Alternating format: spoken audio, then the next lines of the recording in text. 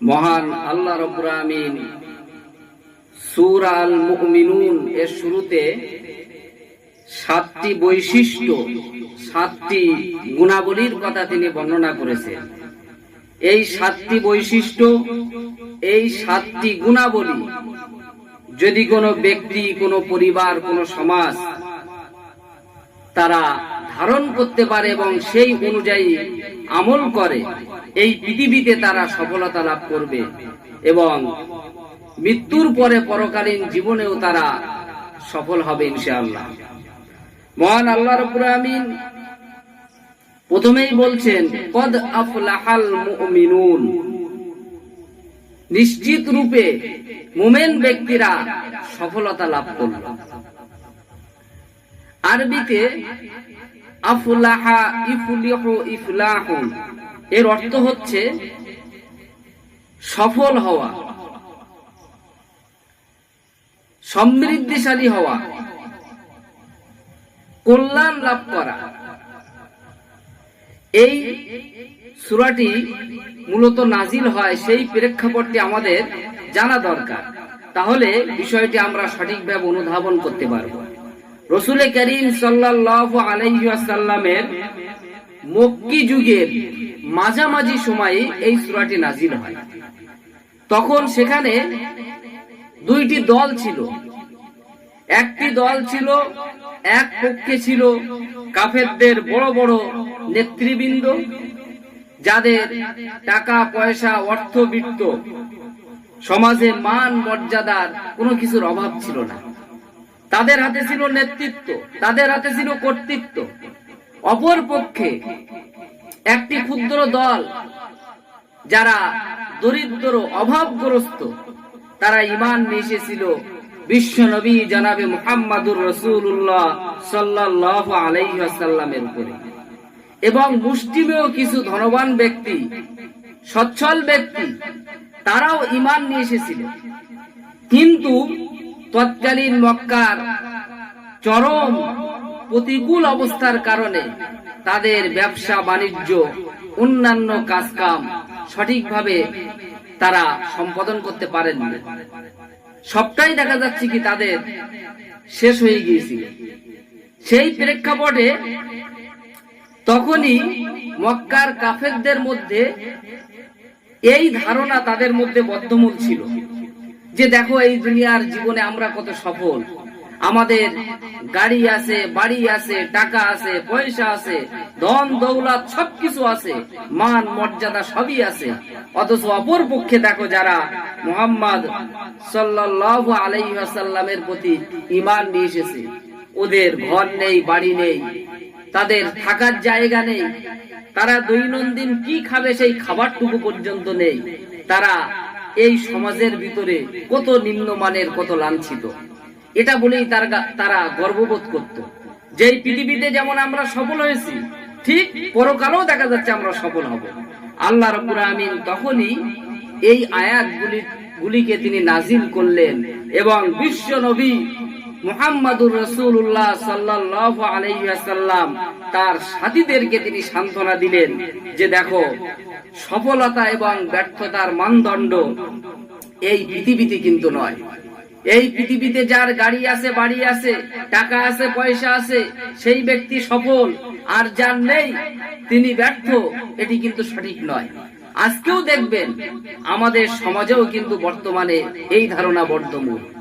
আজকে আপনার নীতি নৈতিকতা, শিক্ষা, দ্বীনি শিক্ষা, আপনার জ্ঞান, আপনার প্রজ্ঞা, এগুলোর দেখা যাচ্ছে কোনো গুরুত্ব নাই, এগুলোর কোনো মূল্যায়ন নাই। আজকে যাদের টাকা আছে, পয়সা আছে, সামাজিক মর্যাদা আছে, তারা বড় সম্মানের আসনে এবং মানুষ মনে করে এই ব্যক্তিগুলো সফল। তো আল্লাহ রাব্বুল আমিন বলছেন না, সফলতা এবং ব্যর্থতা মানুষের ধারণা আর কোরআনিক ধারণা দুটো সম্পূর্ণ ভিন্ন। এই পৃথিবীতে তোমরা যাদেরকে সফল মনে করছো, এরা সফল নয়। এরা যেমন এই পৃথিবীর জীবনেও ক্ষতিগ্রস্ত হবে, ব্যর্থ হবে, ঠিক তদ্রূপ ভাবে পরকালীন জগতেও কিন্তু এরা ক্ষতিগ্রস্ত হবে, এরা ব্যর্থ হবে। এবং এই যে মানুষ দিন দরিদ্র, হত দরিদ্র, যে মানুষগুলোকে তোমরা দেখছো, যাদেরকে তোমরা ব্যর্থ মনে করছো, এই মানুষগুলো দেখা যাচ্ছে এই পৃথিবীতে সফল হবে এবং পরকালীন জীবনেও কিন্তু এরা নিশ্চিত রূপে দেখা যাচ্ছে সফল হবে। এটা আমরা দেখেছিলাম যে সেই হত দরিদ্র মানুষগুলো যাদের ঘর নেই, বাড়ি নেই, সময়ের পরিক্রমায় আল্লাহ রাব্বুল আমিন তাদের হাতে তুলে দিলেন নেতৃত্বের চাবিকাঠি। তারা এমন সমাজ ব্যবস্থা বিশ্ববাসীকে উপহার দিলেন যে সমাজের ভিতরে চুরি ছিল না, যেখানে ডাকাতি ছিল না, জেনা ব্যভিচার কোনো কিছু ছিল না। একজন নারী তার সৌন্দর্যের পসরা নিয়ে, তার সতীত্ব সম্ভ্রম নিয়ে তিনি টেনশনে থাকতেন না, বরঞ্চ দেখা যাচ্ছে তার সতীত্ব সম্ভ্রম রাত দিন সর্বাবস্থায় কিন্তু তিনি সংরক্ষণ করতে পারতেন, তার মনের ভিতরে কোনো ভয় ছিল না। একবার আল্লাহর নবী, বিশ্ব নবী জনাবে মুহাম্মাদুর রাসূলুল্লাহ সাল্লাল্লাহু আলাইহি ওয়াসাল্লাম তিনি কাবা ঘরের কাছে বসা ছিলেন। একজন সাহাবী আসলেন, এসে বলছেন, ইয়া রাসূলুল্লাহ আলা তাদউ লানা, ইয়া রাসূলুল্লাহ আলা তাস্তানসিরু লানা, ইয়া রাসূলুল্লাহ, হে আল্লাহর রাসূল আপনি কি আমাদের জন্য দোয়া করবেন না? আল্লাহর নবী তিনি শোয়া ছিলেন, উঠে বসলেন। আল্লাহ রাসূলকে বলছেন, ইয়া রাসূলুল্লাহ আপনি কি আমাদের জন্য দোয়া করবেন না? আমরা মার খেতে খেতে আমরা শেষ হয়ে গেলাম, আমাদের খাব্বাব খুবাইবকে মারা হচ্ছে, অসংখ্য সাহাবায়ে কেরাম শহীদ হচ্ছে, আপনি কি আমাদের জন্য দোয়া করবেন না? আল্লাহর নবী শোয়া ছিলেন, নবীজি উঠে বসলেন। রাসূলুল্লাহ বললেন, ও সাহাবারা শোনো, তোমাদের পূর্বে এই জমিনে যারা দ্বীনের দাওয়াত দিতে এসেছিল তাদের প্রতি কিন্তু জুলুম নির্যাতন কম করা হয় নাই।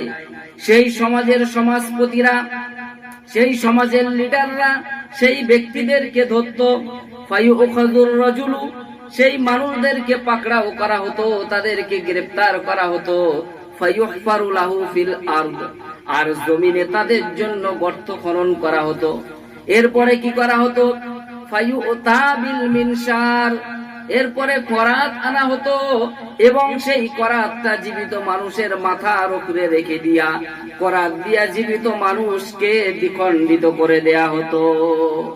আল্লাহর নবী বলেন, এরপরেও এত জুলুম নির্যাতন করার পরেও আল্লাহর দ্বীনের একজন কর্মীকে, একজন দায়ীকে ইসলামের রাস্তা থেকে এক চুল পরিমাণ তিনি সরতেন না।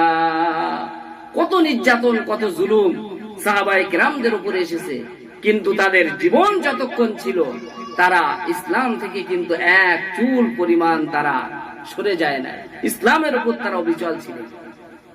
আল্লাহর নবী বললেন, ও সাহাবী শোনো, এমন একটা সময় আসবে যেদিন ইয়ামানের রাজধানী সানআ থেকে নিয়ে হাত্তা ইয়াসিরার রাকিবু মিন সানআ ইলা হাজারামাউত, যেদিন ইয়ামানের রাজধানী সানআ থেকে নিয়ে হাজারামাউত পর্যন্ত এই বিরাট রাস্তা মানুষেরা পাড়ি দিবে, সওদাগারেরা তাদের সওদার মাল নিয়ে, সুন্দরী রমণীরা সৌন্দর্যের পসরা নিয়ে, মানুষ দিনেও চলবে রাতেও চলবে, লা ইয়াখাফু ইল্লাল্লাহ, ওই মানুষগুলোর মনের মধ্যে আল্লাহ ছাড়া আর কারো কোনো ভয় থাকবে না। এই সমাজ কিন্তু এসেছিল, এই সমাজ উপহার দিয়েছিল, কারা দিয়েছিল? সেই তৎকালীন যুগের মক্কায় যাদেরকে, যারা ছিল দরিদ্র অসহায়, যাদের ঘর ছিল না, বাড়ি ছিল না, থাকার জায়গা ছিল না, সেই মানুষদেরকে আল্লাহ রাব্বুল আমিন নেতৃত্বের আসনে তাদেরকে বসায় দিলেন এবং তাদের সম্পর্কে কি বললেন? কদ আফলাহাল মুমিনুন, এই মুমিনরা কিন্তু নিশ্চিত রূপে তারা সফল হয়ে গেল। এবার এই মুমিনদেরকে 7টি গুণাবলী তাদেরকে অর্জন করতে হবে। এই 7টি গুণাবলী কি আমি আপনাদের সম্মুখে ধারাবাহিকভাবে আলোচনা করার চেষ্টা করব। মহান আল্লাহ তাআলা যেন তৌফিক দান করেন। ওমা তাওফিকি ইল্লা বিল্লাহ, আলাইহি তাওয়াক্কালতু ওয়া ইলাইহি উনীব। আল্লাহ রাব্বুল আমিন প্রথম বৈশিষ্ট্য সম্পর্কে আল্লাহ পাক বলছেন, মুমিনদের প্রথম বৈশিষ্ট্য হবে আল্লাযীনা হুম ফি সালাতিহিম খাশিউন। মুমিন ব্যক্তি তারা তাদের নামাজের ক্ষেত্রে বিনয়ী এবং বিনম্রতা অবলম্বন করবে। অর্থাৎ আরবিতে এখানে খাশিউন এর উৎপত্তি হচ্ছে আপনার খুশু শব্দ থেকে। খুশুর অর্থ হচ্ছে কারো দিকে ঝুঁকে পড়া, কারো সামনে নিজেকে সারেন্ডার করা, নিজেকে পেশ করা। এটি আপনার দুরকম ভাবে হতে পারে। এক নম্বর হচ্ছে আন্তরিকভাবে, অর্থাৎ আন্তরিকভাবে বিনয়ী এবং বিনম্রতা হলো যে তার যে আল্লাহ পাকের ক্ষেত্রে, নামাজের ক্ষেত্রে যে আপনি বিনয়ী, এটা প্রকাশ পাবে আল্লাহ তাআলার বড়ত্ব, আল্লাহ তাআলার শ্রেষ্ঠত্ব, আল্লাহ তাআলার ভয়ে আপনার অন্তর ভীত বিহ্বল হবে, অন্তর কিন্তু দেখা যাচ্ছে ভয়ে কাঁপতে থাকবে। দ্বিতীয় হচ্ছে আপনি যে সত্যি একজন বিনয়ী, আপনার আচার আচরণে, আপনি যে নামাজ যখন পড়ছেন ঠিক নামাজের অঙ্গভঙ্গিতেও দেখা যাচ্ছে যে আপনি একজন বিনয়ী মানুষ, সেটাও কিন্তু প্রকাশ পেতে থাকবে। আপনি একজন বড় নেতার কাছে গেলেন, সমাজপতির কাছে আপনি গেলেন, তার কাছে যেই আপনি কাকুতি মিনতি করছেন, নিজেকে ছোট রূপে আপনি পেশ করছেন, অথচ মহান মালিকের সামনে যখন আপনি যাচ্ছেন আপনি বাহাদুরের ন্যায় বুক ফুলিয়ে আপনি নামাজ পড়ছেন, নামাজের ভিতরে আপনার মন নাই, আপনি নামাজের মধ্যে কি পড়ছেন সেই অর্থগুলো আপনি জানেন না, আপনি জানার চেষ্টাও করেন না। নামাজ আপনি পড়ছেন, আপনি জামা কাপড় নিয়ে খেলা করছেন, আপনি এদিক ওদিকে তাকাচ্ছেন, তাহলে এই নামাজ কিন্তু সঠিক নামাজ হলো না। কাজেই নামাজের ক্ষেত্রে বিনয়ী এবং বিনম্রতা অবলম্বন করতে হবে। এটা হচ্ছে মুমিনদের এক নাম্বার গুণাবলী। দ্বিতীয় নাম্বার গুণাবলী সম্পর্কে আল্লাহ পাক বলেন ওয়াল্লাযীনা হুম আনিল লাগবি মুরিদুন। আর মুমিন ব্যক্তিরা অর্থহীন কথা ও কাজ বিষয় থেকে তারা নিজেদেরকে বিরত রাখে। তাহলে মুমিনরা যে শুধু পাপ কাজ থেকে আপনার বিরত থাকবে তা নয়, তারা তো পাপ কাজ থেকে বিরত থাকবেই, কিন্তু তারপরেও এখানে লাগবুন শব্দ ব্যবহার করা হয়েছে। লাগবুন শব্দের অর্থ হচ্ছে অনর্থক, আজে বাজে কথা ও কাজ, যেটা আপনার ইহকাল এবং পরকাল কোনো কালেই দেখা যাচ্ছে উপকারে আসবে না।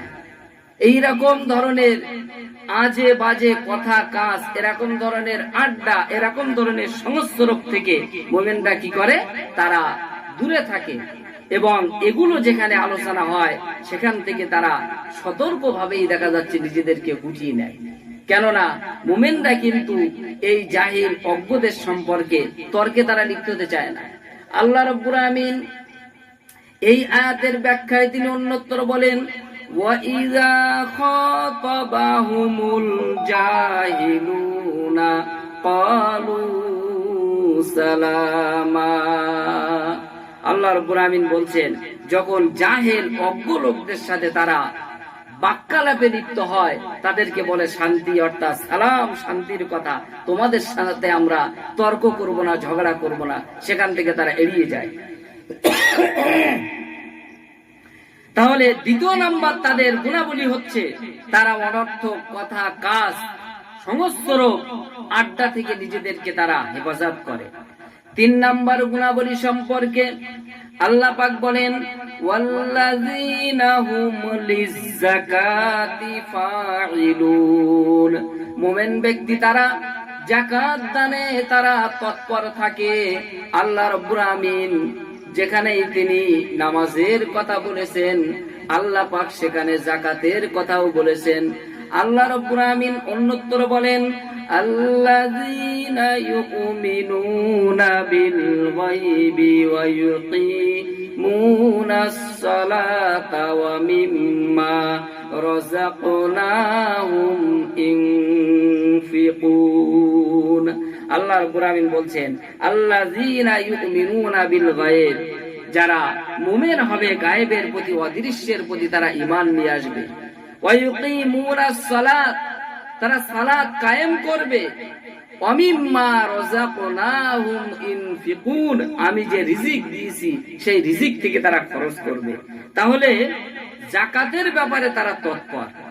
এখন যাকাত শব্দের অর্থ হচ্ছে আপনার পরিশুদ্ধি। এই পরিশুদ্ধি আপনার এটা দুরকম ভাবে হতে পারে। এক নাম্বার হচ্ছে অর্থনৈতিক পরিশুদ্ধি, অর্থাৎ আল্লাহ রাব্বুল আমিন যদি আপনাকে নির্ধারিত অর্থ, নিসাব পরিমাণ অর্থ যদি আপনাকে দিয়ে থাকেন, ঋণ বাদ দিয়ে একটি বছর হলে আপনাকে যাকাত দিতে হবে। আর দ্বিতীয় নাম্বার হচ্ছে নিজের আত্মিক পরিশুদ্ধি, নিজের অন্তরকে, নিজের মন মস্তিষ্ক মেজাজকে পরিশুদ্ধি করা, গুনাহ থেকে, পাপ কাজ থেকে পরিশুদ্ধি করা, হিংসা বিদ্বেষ থেকে পরিশুদ্ধি করা, মহান আল্লাহ রাব্বুল আমিনের হুকুম আহকামকে মেনে চলা। তাহলে এটা হচ্ছে 3 নাম্বার গুণাবলী মুমিনদেরকে। এরপরে আল্লাহ রাব্বুল আমিন মুমিনদের চতুর্থ গুণাবলী সম্পর্কে বলেন, ওয়াল্লাযীনা হুম লিফুরুজিহিম হাফিজুন ইল্লা আলা আজওয়াজিহিম আও মা মালাকাত আইমানুহুম ফাইন্নাহুম গায়রু মালুমিন। আল্লাহ রাব্বুল আমিন বলছেন, ওয়াল্লাযীনা হুম লিফুরুজিহিম হাফিজুন, আর মুমিন ব্যক্তিরা তাদের লজ্জাস্থানকে তারা কি করে? হেফাজত করে, সংরক্ষণ করে। তাদের স্ত্রী এবং মালিকানাধীন দাসী ব্যতীত অন্য কোনো ভাবে তাদের যৌন আকাঙ্ক্ষাকে তারা পূরণ করার চেষ্টা করে না। তাহলে যারা মুমিন ব্যক্তি, তাদের স্ত্রী এবং মালিকানাধীন দাসী এই ছাড়া অন্য কোনো ভাবে পরকিয়া হোক, জেনা ব্যভিচার হোক, যে কোনো দেখা যাচ্ছে অবৈধ পন্থায় হোক না কেন, এই কাজগুলো তারা করে না। আর ফাইন্নাহুম গায়রু মালুমিন, তাদের স্ত্রী এবং মালিকানাধীন দাসী এটি কিন্তু তাদের জন্য বৈধ, এ ব্যাপারে তারা তিরস্কৃত হবে না। এরপরে আল্লাহ পাক বলছেন, ফামানিবতাগা ওয়ারাআ যালিকা ফাউলাইকা হুমুল আদুন, এবং স্ত্রী ও মালিকানাধীন দাসী ব্যতীত অন্য কোনো ভাবে যদি তাদের যৌন আকাঙ্ক্ষাকে চরিতার্থ করার চেষ্টা করে, তাহলে তারা কি হবে? তারা সীমালঙ্ঘনকারী হবে। এর পরবর্তী মুমিনদের আপনার গুণাবলী সম্পর্কে আল্লাহ পাক বলছেন, ওয়াল্লাযীনা হুম লিআমানাতিহিম ওয়া আহদিহিম রাউন, মুমিনরা কি করে? তাদের আমানত সমূহকে এবং অঙ্গীকার সমূহকে তারা রক্ষা করে। এখন এই যে আমানত, এই আমানত হচ্ছে একটি ব্যাপক শব্দ। যেমন আল্লাহ রাব্বুল আমিন আমাদের কাছে আমানত দিয়েছে। সেই আমানত কি? এই যে জান, এই যে জীবন আমার মধ্যে আপনার মধ্যে আছে, এটি কিন্তু আমানত। এই জান, এই জীবনকে আমরা যে কোনো জায়গায় খরচ করতে পারবো না। যেখানে আল্লাহ তাআলার খুশি নাই, সেই জায়গায় দেখা যাচ্ছে আমি যে নিজেকে ধ্বংস করলাম, নিজেকে ক্ষতিগ্রস্ত করলাম, তাহলে কিন্তু আমার এই আমানতের খেয়ানত হলো, আল্লাহর কাছে হিসাব দিতে হবে। আল্লাহ রাব্বুল আমিন কোরআনে কারীমের মধ্যে বলেন, ইন্নাল্লাহা আশতারা মিনাল মুমিনিনা আনফুসাহুম ওয়া আমওয়ালাহুম বিআন্না লাহুমুল জান্নাহ। আল্লাহ পাক বলেন, আমি আমার মুমিনের জান এবং মালকে আমি খরিদ করে নিয়েছি, বিনিময়ে আমার মুমিনকে আমার জান্নাত দান করেছি। তাহলে আমার মধ্যে আপনার মধ্যে যে জান, এটা কিন্তু আল্লাহ রাব্বুল আমিন তিনি খরিদ করে নিয়েছেন। কিসের বিনিময়ে? জান্নাতের বিনিময়ে। কাজী এই আমানতকে কিন্তু আমরা কি করতে পারবো না? এটাকে আমরা নষ্ট করতে পারবো না। আল্লাহর খুশি নাই এরকম জায়গায় আমরা এটাকে নিজেকে উৎসর্গ করতে পারবো না। এরপরে 6 নম্বর মুমিনদের গুণাবলী সম্পর্কে আল্লাহ পাক বলছেন, ওয়া আহদিহিম রাউন, তারা অঙ্গীকার সমূহকে পূর্ণ করে।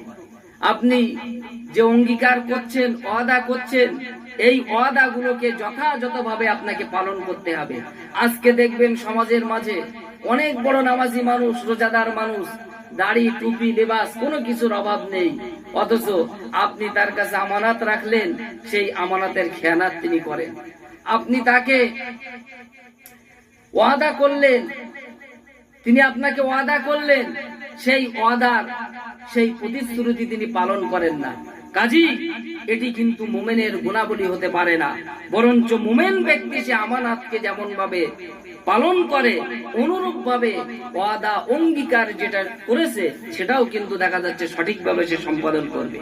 এরপরে আল্লাহ রাব্বুল আমিন মুমিনদের সপ্তম গুণাবলী সম্পর্কে বলেন, ওয়াল্লাযীনা হুম আলা সালাওয়াতিহিম ইউহাফিজুন। আল্লাহ পাক বলেন মুমিন ব্যক্তি তাদের নামাজগুলোকে তারা সংরক্ষণ করবে, নামাজগুলোকে হেফাজত করবে। দেখুন আল্লাহ পাক প্রথমেই শুরু করলেন নামাজ দিয়ে। এক নাম্বার গুণাবলী আল্লাহ রাব্বুল আমিন শুরু করলেন নামাজ দিয়ে। আবার 7 নাম্বার গুণাবলী আল্লাহ পাক এটাও তিনি শেষ করলেন নামাজ দিয়ে। তাহলে এর সিগনিফিকেন্সটা কি, এর তাৎপর্যটা কি? যে একজন মুমিনের জীবনে যিনি কলেমা পড়লেন তার জীবনের নামাজের ব্যতিক্রম কিন্তু নাই। আল্লাহ পাক প্রথমে কি বললেন? যে নামাজের ব্যাপারে তারা বিনয়ী এবং বিনম্র হবে। আর 7 নাম্বার গুণাবলী তিনি বললেন তারা তাদের নামাজগুলোকে, অর্থাৎ সব নামাজের কথা এখানে বলা হয়েছে। প্রথমে তো আপনার একটি নামাজকেই উল্লেখ করা হয়েছে, আর 7 নম্বরে সালাওয়াতিহিম, সালাতের বহুবচন ব্যবহার করা হয়েছে। অর্থাৎ সব নামাজগুলোকে এখানে 5 ওয়াক্ত নামাজকেই কিন্তু আপনার বলা হয়েছে। সব নামাজকে তারা কি করবে? সংরক্ষণ করবে, যথাযথভাবে বিনয় এবং বিনম্রতার সহিত নামাজের হুকুম, আহকাম, আরকানগুলি সঠিকভাবে তারা পালন করবে। এই 7টা গুণাবলী যারা পালন করতে পারবে তারা এই পৃথিবীতে যেমন ভাবে সফল হবে, ঠিক পরকালেও তারা সফলতা লাভ করবে। এই 7টা গুণাবলী সাহাবায়ে কেরাম পালন করেছিলেন।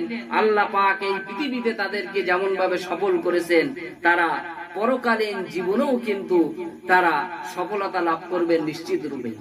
এরপরে আল্লাহ পাক বলেন যারা এই গুণাবলীগুলো পালন করবে আল্লাহ পাক তাদের জন্য বিরাট পুরস্কার তিনি রেখে দিয়েছেন। আল্লাহ রাব্বুল আমিন কি পুরস্কার তাদেরকে দিবেন? আল্লাহ পাক বলেন উলাইকা হুমুল ওয়ারিসুন আল্লাযীনা ইয়ারিসুনাল ফিরদাউসা হুম ফিহা খালিদুন। আল্লাহ পাক বলেন এরাই হলেন উত্তরাধিকারী, জান্নাতুল ফিরদাউসের উত্তরাধিকারী। আর এই জান্নাতের মধ্যে তারা অনন্তকাল, চিরকাল এই জান্নাতের মধ্যে তারা থাকবে। এই জান্নাত থেকে কিন্তু আর তাদের বার হওয়া লাগবে না। কাদেরকে? যারা এই 7টা গুণাবলী অর্জন করবে। তো মহান আল্লাহ রাব্বুল আমিন যেন এই 7টা গুণাবলী অর্জন করার তৌফিক আমাদেরকে দান করেন। আমরা সকলেই বলি আল্লাহুম্মা আমিন। আসসালামু আলাইকুম ওয়া রাহমাতুল্লাহি ওয়া বারাকাতুহু।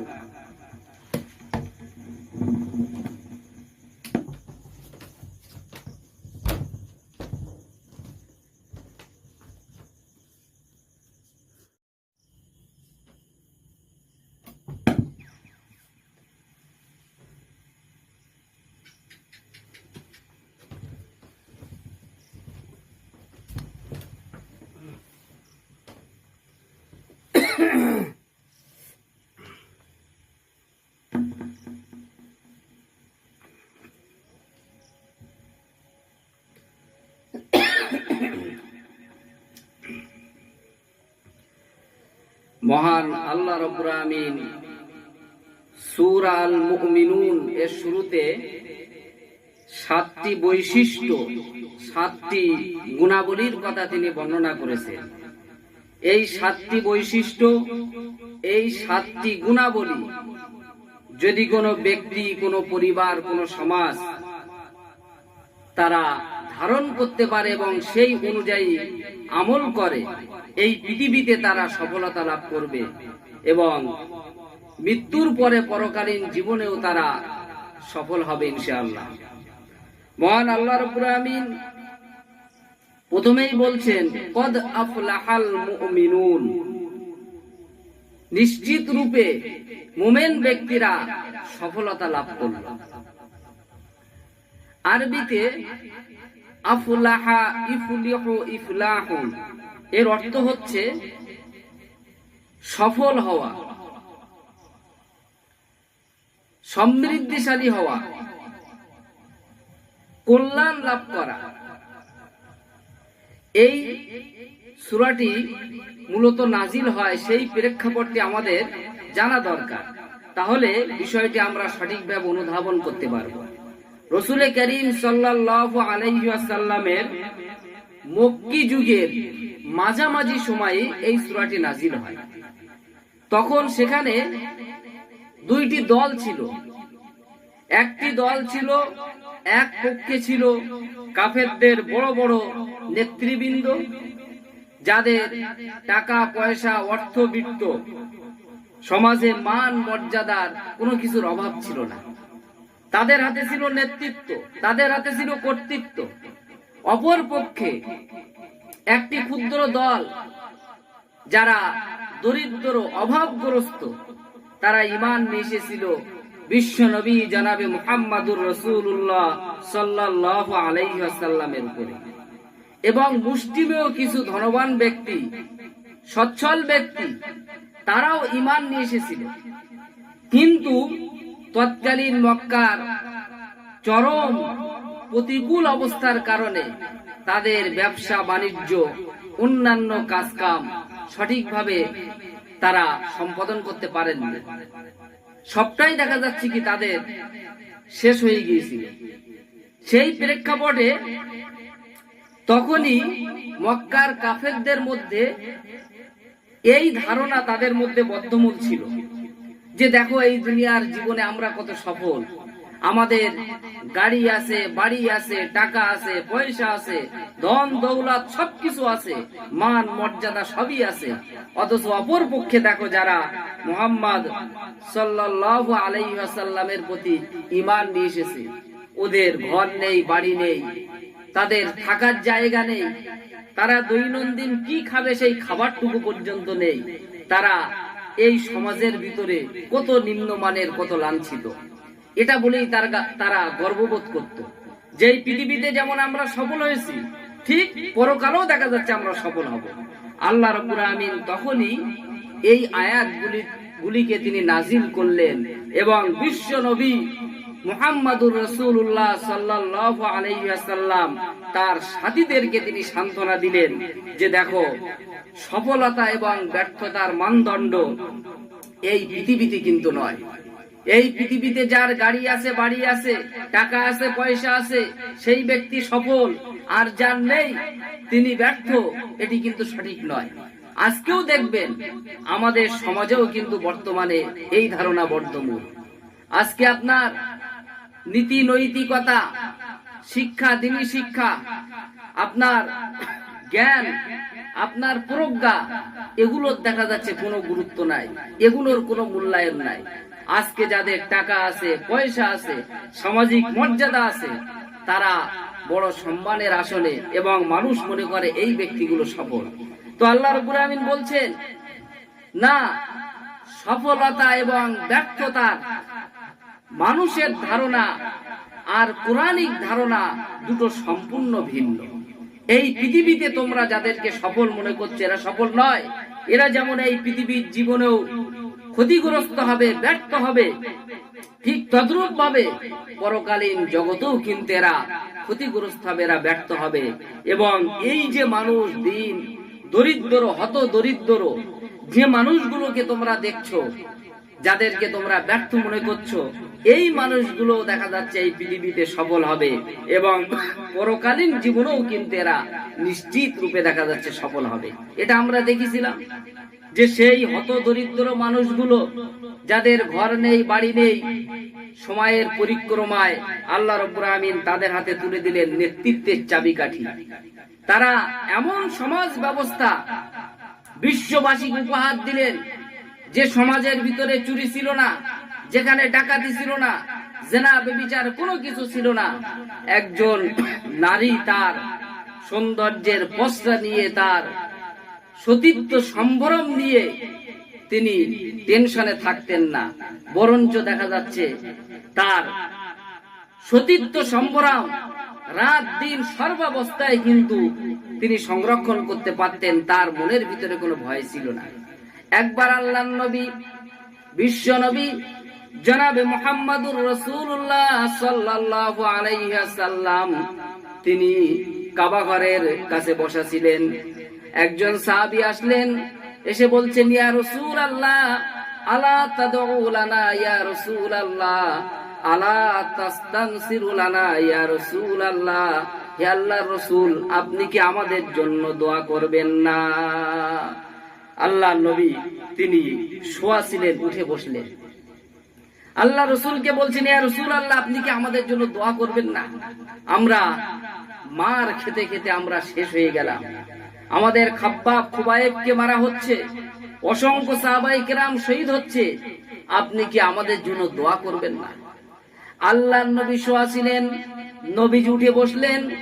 রাসূলুল্লাহ বললেন, ও সাহাবারা শোনো, তোমাদের পূর্বে এই জমিনে যারা দ্বীনের দাওয়াত দিতে এসেছিল তাদের প্রতি কিন্তু জুলুম নির্যাতন কম করা হয় নাই।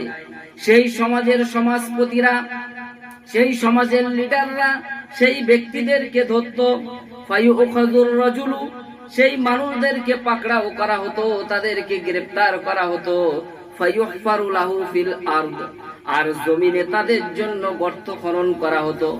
এরপরে কি করা হতো? ফায়ুতা বিল মিনশার, এরপরে করাত আনা হতো এবং সেই করাতটা জীবিত মানুষের মাথার উপরে রেখে দিয়া করাত দিয়া জীবিত মানুষকে দ্বিখণ্ডিত করে দেয়া হতো। আল্লাহর নবী বলেন, এরপরেও এত জুলুম নির্যাতন করার পরেও আল্লাহর দ্বীনের একজন কর্মীকে, একজন দায়ীকে ইসলামের রাস্তা থেকে এক চুল পরিমাণ তিনি সরতেন না। কত নির্যাতন, কত জুলুম সাহাবায়ে কেরামদের উপরে এসেছে, কিন্তু তাদের জীবন যতক্ষণ ছিল তারা ইসলাম থেকে কিন্তু এক চুল পরিমাণ তারা সরে যায় না, ইসলামের উপর তারা অবিচল ছিল। আল্লাহর নবী বললেন, ও সাহাবী শোনো, এমন একটা সময় আসবে যেদিন ইয়ামানের রাজধানী সানআ থেকে নিয়ে হাত্তা ইয়াসিরার রাকিবু মিন সানআ ইলা হাজারামাউত, যেদিন ইয়ামানের রাজধানী সানআ থেকে নিয়ে হাজারামাউত পর্যন্ত এই বিরাট রাস্তা মানুষেরা পাড়ি দিবে, সওদাগারেরা তাদের সওদার মাল নিয়ে, সুন্দরী রমণীরা সৌন্দর্যের পসরা নিয়ে, মানুষ দিনেও চলবে রাতেও চলবে, লা ইয়াখাফু ইল্লাল্লাহ, ওই মানুষগুলোর মনের মধ্যে আল্লাহ ছাড়া আর কারো কোনো ভয় থাকবে না। এই সমাজ কিন্তু এসেছিল, এই সমাজ উপহার দিয়েছিল, কারা দিয়েছিল?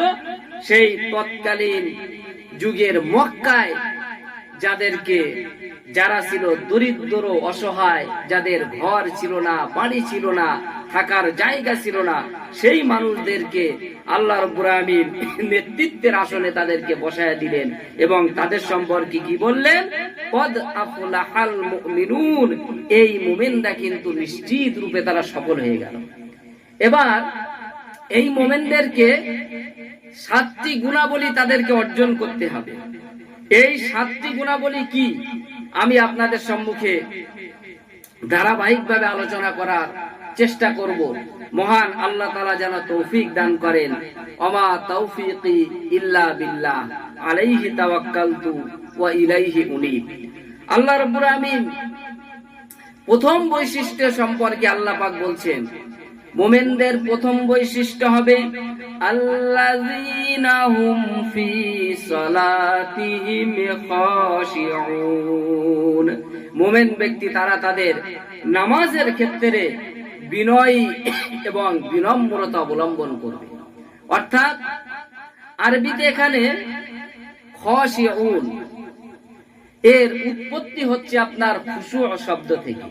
খুশুর অর্থ হচ্ছে কারো দিকে ঝুঁকে পড়া, কারো সামনে নিজেকে সারেন্ডার করা, নিজেকে পেশ করা। এটি আপনার দুরকম ভাবে হতে পারে। এক নম্বর হচ্ছে আন্তরিকভাবে, অর্থাৎ আন্তরিকভাবে বিনয়ী এবং বিনম্রতা হলো যে তার যে আল্লাহ পাকের ক্ষেত্রে, নামাজের ক্ষেত্রে যে আপনি বিনয়ী, এটা প্রকাশ পাবে আল্লাহ তাআলার বড়ত্ব, আল্লাহ তাআলার শ্রেষ্ঠত্ব, আল্লাহ তাআলার ভয়ে আপনার অন্তর ভীত বিহ্বল হবে, অন্তর কিন্তু দেখা যাচ্ছে ভয়ে কাঁপতে থাকবে। দ্বিতীয় হচ্ছে আপনি যে সত্যি একজন বিনয়ী, আপনার আচার আচরণে, আপনি যে নামাজ যখন পড়ছেন ঠিক নামাজের অঙ্গভঙ্গিতেও দেখা যাচ্ছে যে আপনি একজন বিনয়ী মানুষ, সেটাও কিন্তু প্রকাশ পেতে থাকবে। আপনি একজন বড় নেতার কাছে গেলেন, সমাজপতির কাছে আপনি গেলেন, তার কাছে যেই আপনি কাকুতি মিনতি করছেন, নিজেকে ছোট রূপে আপনি পেশ করছেন, অথচ মহান মালিকের সামনে যখন আপনি যাচ্ছেন আপনি বাহাদুরের ন্যায় বুক ফুলিয়ে আপনি নামাজ পড়ছেন, নামাজের ভিতরে আপনার মন নাই, আপনি নামাজের মধ্যে কি পড়ছেন সেই অর্থগুলো আপনি জানেন না, আপনি জানার চেষ্টাও করেন না। নামাজ আপনি পড়ছেন, আপনি জামা কাপড় নিয়ে খেলা করছেন, আপনি এদিক ওদিকে তাকাচ্ছেন, তাহলে এই নামাজ কিন্তু সঠিক নামাজ হলো না। কাজেই নামাজের ক্ষেত্রে বিনয়ী এবং বিনম্রতা অবলম্বন করতে হবে, এটা হচ্ছে মুমিনদের এক নাম্বার গুণাবলী। দ্বিতীয় নাম্বার গুণাবলী সম্পর্কে আল্লাহ পাক বলেন, ওয়াল্লাযীনা হুম আনিল লাগবি মুরিদুন, আর মুমিন ব্যক্তিরা অর্থহীন কথা ও কাজ বিষয় থেকে তারা নিজেদেরকে বিরত রাখে। তাহলে মুমিনরা যে শুধু পাপ কাজ থেকে আপনার বিরত থাকবে তা নয়, তারা তো পাপ কাজ থেকে বিরত থাকবেই, কিন্তু তারপরেও এখানে লাগবুন শব্দ ব্যবহার করা হয়েছে। লাগবুন শব্দের অর্থ হচ্ছে অনর্থক, আজে বাজে কথা ও কাজ, যেটা আপনার ইহকাল এবং পরকাল কোনো কালেই দেখা যাচ্ছে উপকারে আসবে না। এইরকম ধরনের আজে বাজে কথা কাজ, এরকম ধরনের আড্ডা, এরকম ধরনের সংস্রব থেকে মুমিনরা কি করে, তারা দূরে থাকে এবং এগুলো যেখানে আলোচনা হয় সেখান থেকে তারা সতর্কভাবেই দেখা যাচ্ছে নিজেদেরকে গুটিয়ে নেয়। কেননা মুমিনরা কিন্তু এই জাহিল অজ্ঞদের সম্পর্কে তর্কে তারা লিপ্ত হতে চায় না। আল্লাহ রাব্বুল আমিন এই আয়াতের ব্যাখ্যায় তিনি অন্যত্র বলেন, ওয়াইযা খাতাবাহুমুল জাহিলুনা ক্বালু সালামা। আল্লাহ রাব্বুল আমিন বলছেন, যখন জাহেল অজ্ঞ লোকদের সাথে তারা বাক্যালাপে লিপ্ত হয়, তাদেরকে বলে শান্তি, অর্থাৎ সালাম, শান্তির কথা, তোমাদের সাথে আমরা তর্ক করব না, ঝগড়া করব না, সেখান থেকে তারা এড়িয়ে যায়। তাহলে দ্বিতীয় নাম্বার তাদের গুণাবলী হচ্ছে তারা অনর্থক কথা কাজ সংস্রব আড্ডা থেকে নিজেদেরকে তারা হেফাজত করে। তিন নাম্বার গুণাবলী সম্পর্কে আল্লাহ পাক বলেন, ওয়াল্লাযীনা হুম লিয-যাকাতি ফাইলুন, মুমিন ব্যক্তি তারা যাকাত দানে তারা তৎপর থাকে। আল্লাহ রাব্বুল আমিন যেখানেই তিনি নামাজের কথা বলেছেন, আল্লাহ পাক সেখানে যাকাতের কথাও বলেছেন। আল্লাহ রাব্বুল আমিন অন্যত্র বলেন, আল্লাযীনা ইউমিনুনা বিল গায়বি ওয়া ইউকিমুনাস সালাতা ওয়া মিম্মা রাযাকনাহুম ইনফিকুন। আল্লাহ রাব্বুল আমিন বলছেন, আল্লাযীনা ইউমিনুনা বিল গায়ব, যারা মুমিন হবে গায়েবের প্রতি, অদৃশ্যের প্রতি তারা ঈমান নিয়ে আসবে। ওয়া ইউকিমুনাস সালাত, তারা সালাত কায়েম করবে। ওয়া মিম্মা রাযাকনাহুম ইনফিকুন, আমি যে রিজিক দিয়েছি সেই রিজিক থেকে তারা খরচ করবে। তাহলে যাকাতের ব্যাপারে তারা তৎপর। এখন যাকাত শব্দের অর্থ হচ্ছে আপনার পরিশুদ্ধি। এই পরিশুদ্ধি আপনার এটা দুরকম ভাবে হতে পারে। এক নাম্বার হচ্ছে অর্থনৈতিক পরিশুদ্ধি, অর্থাৎ আল্লাহ রাব্বুল আমিন যদি আপনাকে নির্ধারিত অর্থ, নিসাব পরিমাণ অর্থ যদি আপনাকে দিয়ে থাকেন, ঋণ বাদ দিয়ে 1 বছর হলে আপনাকে যাকাত দিতে হবে। আর দ্বিতীয় নাম্বার হচ্ছে নিজের আত্মিক পরিশুদ্ধি, নিজের অন্তরকে, নিজের মন মস্তিষ্ক মেজাজকে পরিশুদ্ধি করা, গুনাহ থেকে পাপ কাজ থেকে পরিশুদ্ধি করা, হিংসা বিদ্বেষ থেকে পরিশুদ্ধি করা, মহান আল্লাহ রাব্বুল আমিনের হুকুম আহকামকে মেনে চলা। তাহলে এটা হচ্ছে 3 নাম্বার গুণাবলী মুমিনদেরকে। এরপরে আল্লাহ রাব্বুল আমিন মুমিনদের চতুর্থ গুণাবলী সম্পর্কে বলেন, ওয়াল্লাযীনা হুম লিফুরুজিহিম হাফিজুন ইল্লা আলা আজওয়াজিহিম আও মা মালাকাত আইমানুহুম ফাইন্নাহুম গায়রু মালুমিন। আল্লাহ রাব্বুল আমিন বলছেন, ওয়াল্লাযীনা হুম লিফুরুজিহিম হাফিজুন, আর মুমিন ব্যক্তিরা তাদের লজ্জাস্থানকে তারা কি করে? হেফাজত করে, সংরক্ষণ করে। তাদের স্ত্রী এবং মালিকানাধীন দাসী ব্যতীত অন্য কোনোভাবে তাদের যৌন আকাঙ্ক্ষাকে তারা পূরণ করার চেষ্টা করে না। তাহলে যারা মুমিন ব্যক্তি তাদের স্ত্রী এবং মালিকানাধীন দাসী এই ছাড়া অন্য কোনোভাবে পরকিয়া হোক, জেনা ব্যভিচার হোক, যে কোনো দেখা যাচ্ছে অবৈধ পন্থায় হোক না কেন, এই কাজগুলো তারা করে না। আর ফাইন্নাহুম গায়রু মালুমিন, তাদের স্ত্রী এবং মালিকানাধীন দাসী এটি কিন্তু তাদের জন্য বৈধ, এ ব্যাপারে তারা তিরস্কৃত হবে না। এরপরে আল্লাহ পাক বলছেন, ফামানিবতাগা ওয়ারাআ যালিকা ফাউলাইকা হুমুল আদুন, এবং স্ত্রী ও মালিকানাধীন দাসী ব্যতীত অন্য কোনো ভাবে যদি তাদের যৌন আকাঙ্ক্ষাকে চরিতার্থ করার চেষ্টা করে তাহলে তারা কি হবে? তারা সীমালঙ্ঘনকারী হবে। এর পরবর্তী মুমিনদের আপনার গুণাবলী সম্পর্কে আল্লাহ পাক বলছেন, ওয়াল্লাযীনা হুম লিআমানাতিহিম ওয়া আহদিহিম রাউন, মুমিনরা কি করে? তাদের আমানত সমূহকে এবং অঙ্গীকার সমূহকে তারা রক্ষা করে। এখন এই যে আমানত, এই আমানত হচ্ছে একটি ব্যাপক শব্দ। যেমন আল্লাহ রাব্বুল আমিন আমাদের কাছে আমানত দিয়েছে। সেই আমানত কি? এই যে জান, এই যে জীবন আমার মধ্যে আপনার মধ্যে আছে, এটি কিন্তু আমানত। এই জান, এই জীবনকে আমরা যে কোনো জায়গায় খরচ করতে পারবো না। যেখানে আল্লাহ তাআলার খুশি নাই সেই জায়গায় দেখা যাচ্ছে আমি যে নিজেকে ধ্বংস করলাম, নিজেকে ক্ষতিগ্রস্ত করলাম, তাহলে কিন্তু আমার এই আমানতের খেয়ানত হলো, আল্লাহর কাছে হিসাব দিতে হবে। আল্লাহ রাব্বুল আমিন কোরআনে কারীমের মধ্যে বলেন, ইন্নাল্লাহা আশতারা মিনাল মুমিনিনা আনফুসাহুম ওয়া আমওয়ালাহুম বিআন্না লাহুমুল জান্নাহ। আল্লাহ পাক বলেন, আমি আমার মুমিনের জান এবং মালকে আমি খরিদ করে নিয়েছি, বিনিময়ে আমার মুমিনকে আমার জান্নাত দান করেছি। তাহলে আমার মধ্যে আপনার মধ্যে যে জান, এটা কিন্তু আল্লাহ রাব্বুল আমিন তিনি খরিদ করে নিয়েছেন। কিসের বিনিময়ে? জান্নাতের বিনিময়ে। কাজী এই আমানতকে কিন্তু আমরা কি করতে পারবো না? এটাকে আমরা নষ্ট করতে পারবো না। আল্লাহর খুশি নাই এরকম জায়গায় আমরা এটাকে নিজেকে উৎসর্গ করতে পারবো না। এরপরে 6 নম্বর মুমিনদের গুণাবলী সম্পর্কে আল্লাহ পাক বলছেন, ওয়া আহদিহিম রাউন, তারা অঙ্গীকার সমূহকে পূর্ণ করে। আপনি যে অঙ্গীকার করছেন, ওয়াদা করছেন, এই ওয়াদাগুলোকে যথাযথভাবে আপনাকে পালন করতে হবে।